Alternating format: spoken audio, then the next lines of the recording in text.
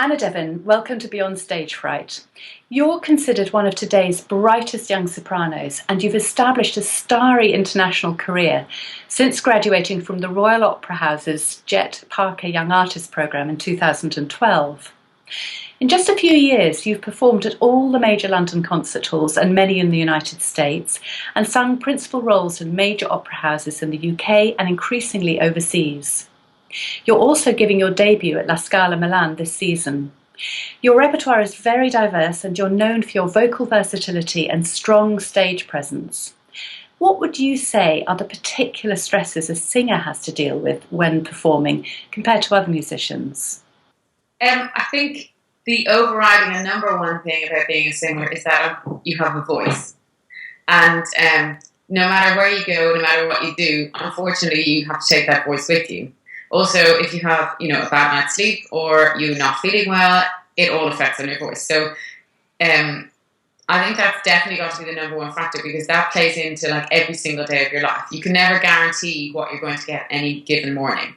I remember when I was studying my undergrad, Dame Anne Murray came to the academy in Dublin where I was studying, because she's Irish, and she said that to me. She said, 90% of the time in your career you will be singing on 80% of the voice. She was like, the days that you get 100% of what you expect are so few that you have to learn to be your best on 80%. And that's always kind of stuck by me, because I think it's completely 100% true. So that's the kind of thing that you're dealing with, like to try and perform well. And then to deal with that, you have to find your coping mechanisms so that you can perform to the best of your ability on any given day, depending on what's going on. So obviously, by working on your technique, that's the number one thing, because if you're technically solid, then actually you can deal with an awful lot of things like colds, like you can hear I'm getting over one now, all of that kind of stuff. If you're technically not secure, those tiny little things that get in the way will be big issues. But if your technique's secure, you should be okay. But then it's just in terms of getting enough rest, making sure that I have a lot of massage, because my muscles in my neck and my shoulders get tight. And if you're traveling a lot or you're reading cases, all of that kind of thing, everything has an effect. In my body, everything has an effect on my voice. How my muscles feel, if I've been to the gym, all of that kind of stuff. So it's basically like micromanaging every little bit of your life, which I have to say I hate, but that is what it is to be a singer. So that, for me, that's the number one thing. But then there are other things. Obviously, I'm an opera singer, so I generally spend 80% of my life on stage doing operas, playing other characters, mostly in foreign languages, and then the other 20% probably doing concert work. So that's much more. I think, apart from the voice thing, there's very little difference between a musician and a singer doing a concert, except whether you're a soloist or you're in the ensemble, because we're all dealing with the audience, we're all dealing with the conductor. But when you go look at opera, it's a whole different ballgame, because you've got... you're playing another character. I mean, you are generally when you're performing anyway, but you're playing another character very often in a foreign language, dressed up in God only knows what, usually beautiful costumes, sometimes something you don't particularly like. And that's just the basics. And then you have to like run around stage or stand still or, do a dance. Nowadays, I mean, based on the DVDs that I've seen of, operas in the past, it's very physically demanding. So you have to learn that balance between how you can perform the best with your instrument as well as physically doing all the things that you've been asked to do. But then that's a challenge, and that's, in a way, that's a whole other art form, I think, aside from just singing and being a singer. So it's depends on the singer, because there's lots of different people who do lots of different things within the classical genre.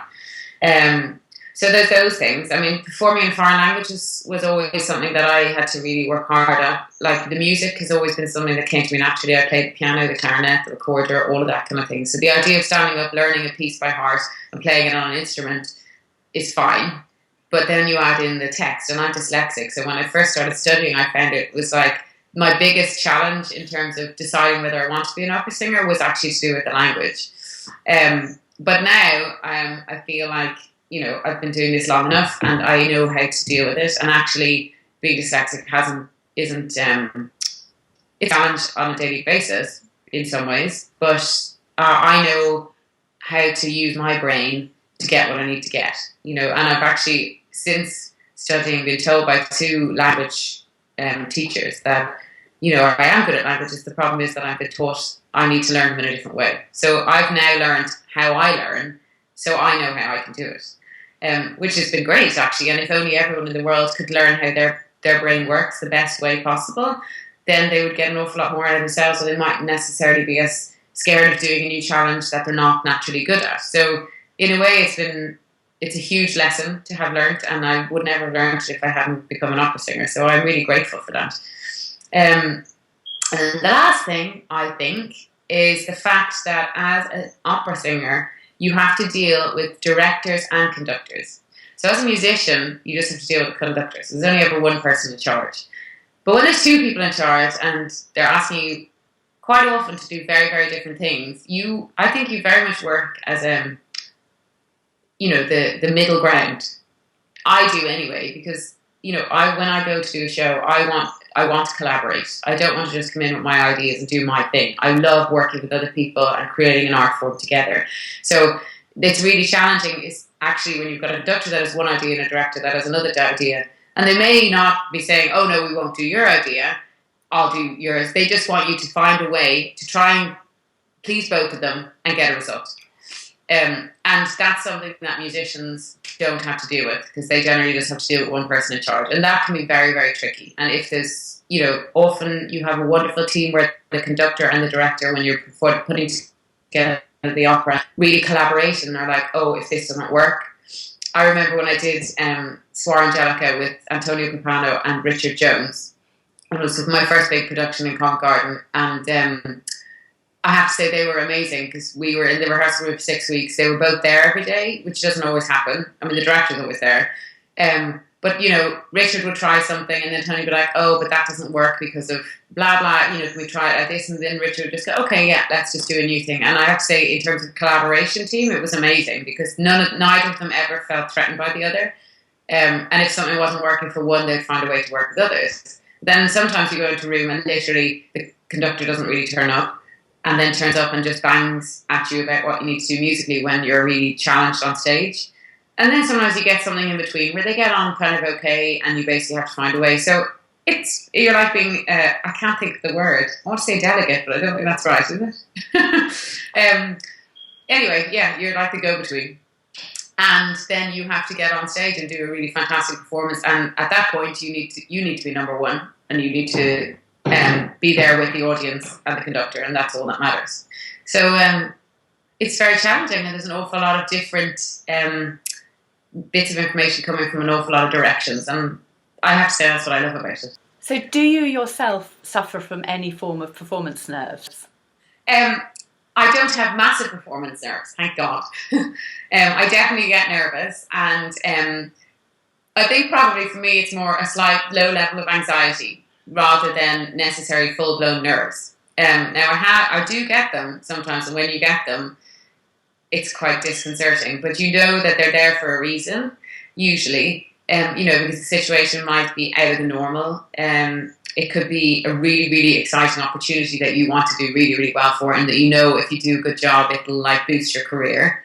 The other side is if you've got, your voice, like I've spoken my last question, if your voice is really not behaving itself, but then the outside world don't realise, and you're just basically going to have to work a million times harder to produce what you think is a good performance, that can be really nerve-wracking.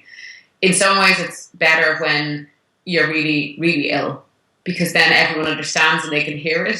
It's when you're kind of on that line and people are like, are they really ill? But you're really, really struggling, but they can't hear it outside. So that I find that kind of quite nerve-wracking. But on the whole, for me, the most important thing is if I'm prepared, then I know that I can perform to the best of my abilities. So if I'm not prepared, or I've turned up for something and I don't mind if I had to jump in at the last minute, because then the onus isn't on the fact that you've had weeks and weeks and weeks to prepare this thing. So if someone calls you and is like, oh, can you sing Mahler 2 tomorrow, which I've never sung, I know I could probably sing it tomorrow if I had to. It's not a huge piece. And they would understand that. So I wouldn't be nervous in that. I'd be nervous in an excited way and in a, oh God, I hope I get this right. But I wouldn't be nervous in a gut-wrenching performance nerves kind of way. So yeah, once I'm prepared, and actually doing opera in that respect is great because you've got such a long process. Usually, when you get to opening night, you're excited, and the excitement brings a little bit of nerves. But I do remember once it was when I did Sophie in Werther for Scottish Opera, and for some reason, opening night came, and I literally had nothing. Like I just felt like I was walking down the street. And I think it's because the way the staging rehearsals went, we had actually run the opera with the orchestra like 4 times before opening night, which is really rare. And so I got to kind of opening night and I didn't have any anxieties about what I was going to do. It was like so ingrained in my being that I didn't have any nerves whatsoever. And I was standing at the side of the stage, jumping around, trying to make myself like feel something. Luckily, once I got on stage and the audience were there, it was fine. But I have to say, I found that incredibly disconcerting. So there's definitely a reason why our body floods itself with adrenaline to go on stage, because when you've nothing, it's not very appealing. So I think I'm quite lucky in that respect. How do you prepare for an operatic performance? In advance of, say, of the shows, I am careful what I do the day or two before, very much in terms of I won't do too much singing. I mean, if I have a concert or at a show or I'm going through an intense period of time, sometimes you don't get a choice. But the way you'll deal with that is basically do as little as you can. Because if you can do very little singing for a day or two before a show, it's fabulous because your voice is completely rested and free. But that's not always logistically possible. So I'll do as little as I can. But then sometimes you need to work on stuff, and actually doing a little bit is okay. So you just have to balance it very, very carefully so you don't do too much. But for me on the day, it depends on whether it's opening or once you get into a run, you get more relaxed and you're not quite as stressed about what's going to happen. But the most important thing is for me is that I eat at the right times and that I get, I really do a really good stretch in my body. So I have quite a specific list of stretches that I do. Now I change them up depending on what I'm doing or how I'm feeling in my body. But I'll spend a good hour and a half. If I can find an hour and a half to sit down on my yoga mat, not necessarily doing yoga, but doing a bit of yoga, a bit of meditation, all of that kind of stuff, so that I feel like I've really grounded myself into the earth. That to me is the number one key. And then I'll warm up vocally. And if I can do all of that before I leave the house, it's great because then I can just do a quick 10 or 15 minutes when I get to wherever I'm going. It's often if you're doing an opera, you can be in wigs and stuff like that for ages beforehand. But I do find with my voice, I'm better off warming up like an hour before and then leaving a gap and then going on stage rather than I warming up like straight before I go on stage and then go on stage. And it was interesting actually because I was doing Glamborn tour recently and myself and Sarah Tynan were doing The Two Sisters in Handel's Soul. And we've had the same makeup lady. So she was, would have to do her for half an hour and have to do me for half an hour and then do touch-ups or whatever. So we had, I sat down, I was like, oh, what do you prefer? Do you prefer to warm up before? Because I could hear she was warming up straight before she would go on stage. And she's like, oh, no, I'd much rather have that half an hour before I go on stage to warm up. I was like, oh, okay, great. I was like, perfect. Well, you go first then, and then I'll go second. Because for me, I'd rather do a big chunk before and then a tiny bit before I go on stage. Because I feel like my voice settles. So that's just completely a personal thing. And then, I try and eat something, a big meal in the middle of the afternoon. Preferably around 3 or 4. And then I nibble for the rest of the day. So my food is very important to me. I'm on quite a strict diet, which is great and actually makes me feel good. But it means that I need to plan all my food in advance.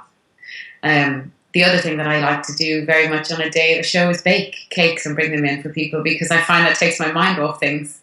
Is there any difference between preparing for an opera on the day and preparing for, say, an oratorio concert or a recital? Yeah, an oratorio concert, in a way, the preparation is a lot less. You've got the time in your dressing room before actually to focus when you're doing your own hair and makeup. So the most important thing when I'm doing something like that is that I make sure I arrive at a certain time. Because I don't have to be there for someone, you can get way late and stuff like that. So I really need to make sure I have the time so I can sit and prepare. And actually, I wonder, because the guys generally, they only turn up, half an hour max, maybe 20 minutes, 15 minutes before the show, because they just have to get into a suit. I always wonder what it's like for them because they don't have the same preparation. Because, we get to do our hair and our makeup and all of that kind of stuff. And I find that really, really helpful. So I still generally do the same physical warm-ups. Obviously, if I'm doing a really physical show, I add stuff in. So I have kind of a basis that I do, and that's something I have to be careful with before a show as well. The day before, if I do too much, I can feel it in my voice. So there's all of that kind of side of thing to play with as well, which is a bit of a nightmare. And in terms of recitals, to be honest, I haven't done a huge amount of recitals recently. I love them, but when you're really doing operas all the time, it's really hard to get the time off to do recitals. So I do find recitals quite nerve-wracking, actually, from that perspective. But I love them because there's an immediacy in the way that you perform with the pianist and with the audience and stuff like that. But for a recital, I think I would sit down and spend quite a long time going through the music. Whereas with an opera and oratorio, that would be much less, maybe just half an hour. But with the recital, I'd probably sit down for a good hour and a half, you know. How do you keep your focus on stage? I think when you're in an opera, you don't really have a choice. Unless you're playing a role that is a really small part and you're stuck on the edge of the stage for some unknown reason for the whole opera, then it's tricky. But that doesn't happen very often. But for me, if I'm involved in the music and I'm actively listening to the music, whether it be a concert, a recital, or an opera, then I'm there. I'm in the moment. And for me, the most freeing part, actually, I stress a lot about details of travelling and all of that kind of stuff on a daily basis. And am I going to get here on time? And do I know this music well enough? And all of that kind of stuff. Like, I'm quite a conscientious person in that way, and I worry about stuff that I don't need to worry about. But for that time that I'm on stage, I don't think about any of that stuff. And that's why I love being a performer. For me, when I'm on stage, nothing else matters. So actually, I don't really need to think about focusing, to be honest. How do you manage it when things go wrong on stage, if they do? Things go wrong on stage every single show. And I had a really, really funny one, actually, on the same tour. I was talking about the Glyndebourne tour in the autumn. And I mean, the show that we were in, Handel's Soul, had huge success. So a lot of people might actually have seen it. I was playing Michael, and at the very end of the first half, finally her father, Saul, agrees to let her marry David, and then the big celebration dance. So the recitative before the dance is in front of the big curtain, the cloth that comes in. So there's very little space on stage. And we're there and we have the recitative, and then I'm supposed to turn around and the cloth's supposed to lift out, and then all these, there's a huge big spread on stage, all these dancers come dancing, and then I join the dance. I mean, dancing and singing a whole duet for the whole thing is hard enough as it is, but when you turn around and the cloth doesn't come up and you realise you have this whole duet wrapped around a dance that you've never done standing still, it's really challenging, because one part of you goes, okay, what am I going to do? It's like you have to be so inventive on the spot. And I was thinking, oh yeah, I can do my dance myself. I was like, in that, it was probably only a second or two, but it felt like a minute. I was trying to work out what on earth I was going to do for the next, 3 to 5 minutes of the music. But then, just as I was about to start doing the dance on my own, the curtain lifted. So that was one moment where actually it would have gone, massively wrong. And I had another scenery moment like that where I was doing Peter Grimes, and it was very abstract set, but I had these big walls that would shift in and out. And one night there was just wall and it didn't move. So basically it was like having this for the whole of the second half of the opera, because the thing wouldn't move. And that was it. With Peter Grimes, it was like a lot of people on stage. So we just worked around it. And most of the time, that's what you have to do in an opera. Things go wrong all the time, and you just have to be inventive and be creative. It's when it goes pear-shaped in the music, it gets trickier. I mean, if it goes wrong with the staging, you can always just stand there and sing it if you really have to. But, you can just make it up, because we improvise in rehearsals all the time. But when it goes badly wrong musically, which luckily, touch wood, hasn't happened to me very often, that's when it gets tricky.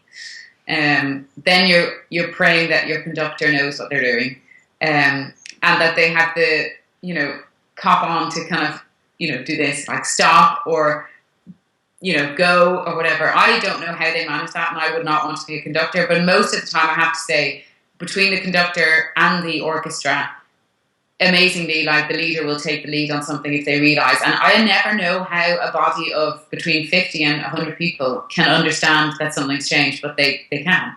And I find that amazing that orchestras are able to do that. So that's the joy of live performance. It's all part of the fun.